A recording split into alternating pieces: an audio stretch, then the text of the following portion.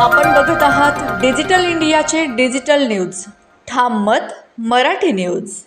नमस्कार. आजच्या ठळक बातम्या. धुळ्यात आदर्श आचारसंहितेचे भंग, विरोधकांनी निवडणूक निर्णय अधिकारी यांना धरले धारेवर. धुळे मनपा आयुक्त तथा निवडणूक निर्णय अधिकारी नितीन कापडणीस तपास करून करणार कारवाई. धुळे शहरात महापालिका निवडणुकीची आचारसंहिता जाहीर झालेली आहे. तरीही भारतीय जनता पार्टीकडून विजय संकल्प यात्रा काढल्या जात आहे.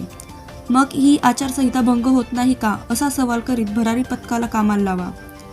विजय यात्रा काढणाऱ्या संबंधितांवर तत्काळ कारवाई करा, अशी मागणी उपस्थित उभाटा शिवसेनेसह काँग्रेस, राष्ट्रवादी, शरद पवार गटाने मनपात आयोजित सर्वपक्षीय बैठकीत केली.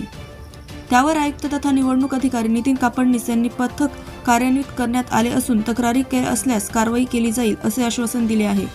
ठाम मत मराठी न्यूजसाठी सोपान दिसते, धुळे. आजच्या बैठकीमध्ये बऱ्याच पक्षांकडनं महानगरपालिका क्षेत्रामध्ये रॅली व अन्य स्वरूपामध्ये आचारसंहिता भंग विषयक तक्रारी प्राप्त झाल्या.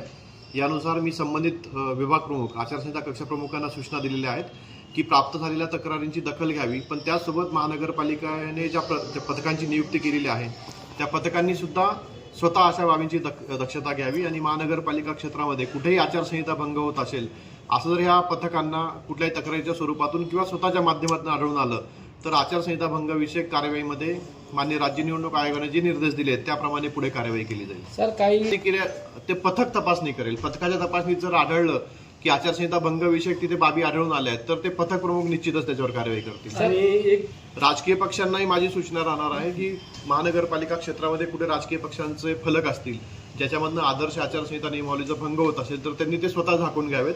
पण महानगरपालिका प्रशासन सुद्धा कोनशिला किंवा अन्य गोष्टी असेल ज्या अजूनही झाकल्या गेल्या नसतील तर महानगरपालिका प्रशासन स्वतःहून त्यावर कारवाई करेल झाकून घेण्याची. महाराष्ट्रातील ताज्या घडामोडींसाठी पाहत रहा ठाम मत मराठी न्यूज. तसेच आमच्या चॅनलला लाईक, शेअर, सबस्क्राईब करायला विसरू नका.